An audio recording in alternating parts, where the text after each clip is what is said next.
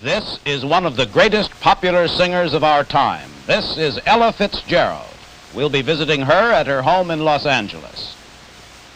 Actor Robert Stack is currently starring in the television series The Untouchables. We'll meet him and his family at their home in Bel Air, California. I'm Charles Collingwood. The name of the program is Person to Person. We'll be back in a moment. Person to Person with Charles Collingwood. Brought to you by Carter's Pills, with the exact same formula as ever, with a combination of two non-habit-forming ingredients unchanged for 80 years. If you take laxatives regularly, here's how you can stop. This clinical report, prepared by 5 New York doctors, proves you can break the laxative habit and be regular again. 83% of the cases tested did it. Here's how.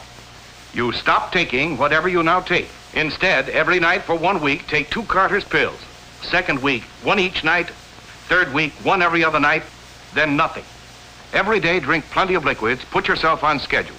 5 New York doctors prove this plan can break the laxative habit. How can Carter's plan help break the laxative habit? Because Carter's pills contain no habit-forming drugs.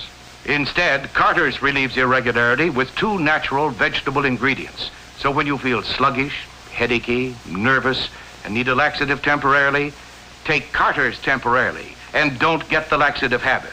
Be regular again with Carter's pills, only 54 cents. One of the all-time greats of popular music is a wonderful lady by the name of Ella Fitzgerald. Ella Fitzgerald was born in Newport News, Virginia, and was raised in New York. In 1935, when she was 15, she entered and won an amateur contest in New York City. A short time later, she joined the Chick Webb Band as vocalist. 3 years after that, in 1938, she skyrocketed to fame when she wrote and recorded a memorable song called A Tisket, a Tasket. Acclaimed by fellow artists, music critics, and public alike, in the past 10 years, Ella has topped every music poll conducted. In addition to her recording and nightclub engagements, she's made many concert tours throughout the world. In Europe, her records outsell those of any other American artist. In the last 3 years alone, her albums have sold over 1,800,000 copies. Recently, she returned from a 6-week European tour and has just finished a leading dramatic role in the soon-to-be-released film Reach for Tomorrow. In between her tours, both here and abroad, Ella Fitzgerald and her son live in this house on a quiet street in Los Angeles, California. Hello, Ella. Hi, Charles. Ella, it's a great pleasure to visit you, even on a hot day like this. I know how busy you are. I'm glad we caught you between tours. Oh, thank you. Yes, you're right when you say between tours. We just finished a 6-week tour in Europe, and we're about ready to go to South America for 6 weeks. Wasn't it during your recent European tour that you recorded one of your most recent hits, something like Mac the Knife? Oh, yeah, that one, yeah. Very happy about that one. You know, it started in Minneapolis. We played a nightclub, and they kept asking for Mac the Knife, and I said, well, we'll just fix it. We'll mess it up so they won't ask for it anymore, and we sang it without the words. And the people liked it so much till when we did learn it, they didn't want to hear the lyrics. It's a great song. Yeah, and when we went to Europe, it was popular over there, so we thought we'd try it as a gag. And I'd like to find another gag like that because we found out it became a hit. I take it you like Europe, Ella. Do you find that European audiences differ greatly from American audiences? Well, yes and no. I love it over there. I love the way that people receive you, and it's such a thrill. You know, everyone just feels as if they love you so much that they want you as a personal friend, and you go to different people's homes to have, you know, they invite you to dinner, and after the show, come and sit down and relax. And also the way they receive you in the concerts. They're good listeners. Yes, they are. With your schedule, it sounds to me as though you don't get to spend much time at home here in California. I wish I could. Unfortunately, I don't, Charles, but I would love to, especially because of my son. He's at the age now where he's about where, you know, you like to be around children and like to share all their little things that they like to talk about, baseball and all that. And I would like for you to meet him. Sure, where is he? Raymond. Here's my son, Raymond Brown, Jr. Hello, Ray. Hello, Mr. Collingswood. Ray? Well, you have a new name. No, that's good enough. Ray, are you planning a career in music like your mother, or haven't you decided yet? Well, I like piano, but I think I'd rather be a baseball player. You play much now? Yes, we play Wednesdays and What's the other day? Saturdays. Saturdays, probably. Little League? Yes, sir. What do you what's he play, Ella? He plays a little of everything but that piano. There goes the piano lesson. Money, rather. Oh, my. Oh, I have someone else I'd like for you to meet. I'd like for you to meet my aunt who takes care of Junior and also has raised me and practically all of my family. I'd like for you to meet her. Anthony? Her name is Miss Virginia Williams. I call her Anthony. I'm sorry. How do you do, Mrs. Williams? Hello, Mr. Collingwood. How are you? Was Ella a good little girl when you were raising her? Yes, you were. Even then, did you think that she might become a singer? No, I didn't. What did she plan to be? Well, she planned to be a dancer, but she figured that she wouldn't be a success, so she turned and been a singer. Well, she's certainly been a success at that. Was she good at her homework? Yes, she was. How about Ray? Oh, he isn't so bad, but I think in the near future he'll catch up. That's a cue for him to go up there and finish those lessons. So I'm going to take him up now and help him with his lesson and put him to bed. That boy. So long, Ray. Goodbye, Mrs. Williams. Ella, when you were growing up, even though you wanted to be a dancer, did you hope to be a singer? Did you study voice? No, the only lessons I had was when I was going to school, and that was to try to get a half credit, you know. And I used to sing in the choral groups, free schools every day. And outside of that, that's all I've had. How'd you get into that amateur contest you won? Well, that was a bet I made with two girlfriends of mine. They bet that I wouldn't go on, and I went on. I actually went on to dance. When I got out there and I saw all the people, I just lost my nerve, and the man said, well, you're out here, do something. So I tried to sing. Well, you tried pretty well, I guess. Yeah, leave the dancing alone. I still love to dance. Ella, of all the people that you've known and worked with in your career, which ones were the greatest influences on you? Naturally, the late Chick Webb and Norman Granz, and I should say most everybody. But those are the two that stand out in my mind. Chick Webb, because he had the patience and the time, and he believed that I had something, and he had arrangements built around me and little things that I never thought would happen. And I wanted to go up real fast, but he always told me to remember, never be something that goes up real fast because you come down faster. Good advice. What about Norman Granz? Well, Norman had the feeling that I had something else to offer besides just singing bop and all jazz, and he had me record the songbooks, which was almost like being reborn again. It was like saying, well, we have something new to offer to the public.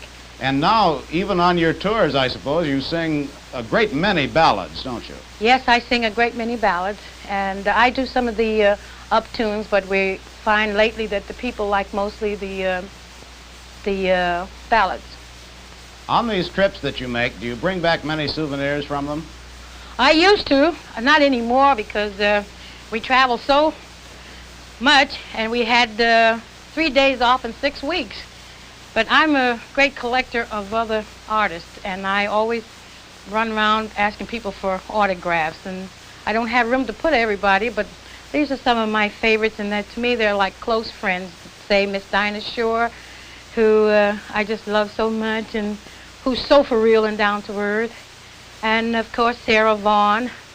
That was a picture we took, and Sarah, I call her sassy. I feel more closer to her that way. And of course Nat King Cole. I love that picture there. And Louis Armstrong, old Mac the Knife himself. Yeah. And we didn't sing Mac the Knife there, though, an Oscar Peterson trio. We even have Pearl Bailey's husband there. And we had a ball on that one. And then, of course, Frankie boy. Such a crazy thing. He said, thanks for writing so long for this. waiting so long for this. That's crazy. And last but not least, my manager. Oh, that's Norman Granz. Yeah, that's the eyebrows, they call him. Do you bring back many souvenirs on your trips, and you keep many things around you? You know, you've won so many awards, Ella. You've received so many honors. You must have an Ella Fitzgerald trophy room. No, I don't like to keep too many around. I don't like to feel like I love me that much. But I'm very proud of these. They're Grammy Awards because they came from fellow workers and people in show business, and it's quite a thrill to have 4 of them, you know. I think that's more than anyone else has ever gotten, isn't it? I don't know. I hope anyone, but it's nice to know if I have. Ella, you've had a long and a great career. Is it easier, would you say, now, or more difficult now, for a young singer to get to the top the way you have?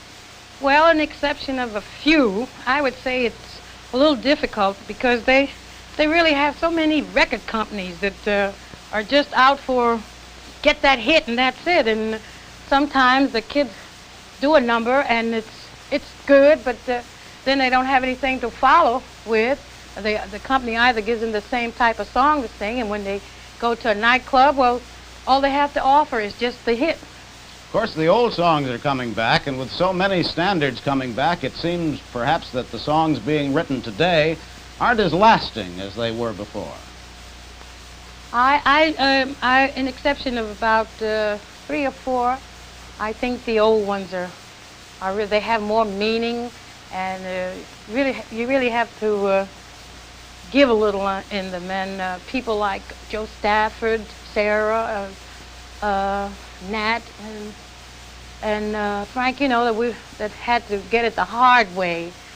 And I think those songs mean more. The type of songs that you have to do now, they don't have the lasting meaning to them. Ella, every critic I've read who's written about your singing mentions your purity of tone and your enunciation. Was this difficult for you to achieve? I never noticed it, but I'm very happy about it. Well, I'm even told that Sophia Loren listened to your records for help when she was studying English. She did. I better put those records on myself. Ella, you've just finished a picture with Burl Ives and Shelley Winters. I know this was your first dramatic acting role, wasn't it? Yes, it was. I was in the St. Louis Blues, and also a picture with Jack Webb, Pete Kelly's Blues, but I never really did anything as dramatic as this. What kind of a role do you play in this picture?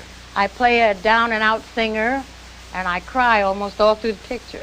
Sounds sad. Yeah, for me. Ella, in all your long career, what would you say has helped you most? I would say friends, true friends, friends that are not ashamed to say to you, well, gee, what happened? I could tell you were hoarse on this show, or you didn't feel like you wanted to sing. And it's been a great help to me, the musicians that I've had work with me, and all the bands and friends of mine, they all feel that if I don't do something that's really me, they can tell it, and they're not ashamed to tell me. And I think that's a great thing that should be told to most all of the younger artists. If they're doing something right, good. And if they're not, tell them, help them more that way than just say, well, gee, you were great, and you know they're not really that great. I think you're right. Ella, thanks so much for letting us come and talk to you today. Thank you. It's been a pleasure. Goodbye. Bye.